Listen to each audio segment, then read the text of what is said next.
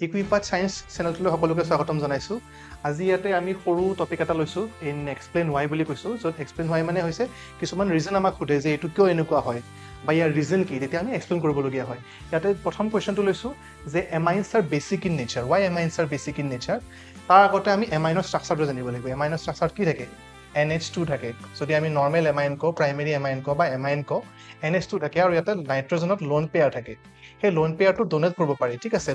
loan পেয়াৰটো donate কৰিব পাৰি so that is Y amines are basic in nature কাক donate কৰিম যে মানে ইলেক্ট্ৰোফাইল থাকে তেনেকৈ আমি লোন পেয়াৰটো ডোনেট কৰিম আৰু ডোনেশনৰ কাৰণে কি হ'ব it can also donate electrons as well as bond formation with the new atoms গতিকে নিউ এটম বা কম্পাউণ্ডৰ লগত হি বন্ড ফৰ্ম কৰিব পাৰে so that is why due to the availability of lone pair on nitrogen atom amines are basic in nature তাৰ পিছত আহিল ক্লোৰো এসিডিক এসিড ইয়াৰ নামটো হৈছে ক্লোৰো এসিডিক এসিড কিয় ক্লোৰিন লাগি আছে এসিডিক এসিড গ্ৰুপত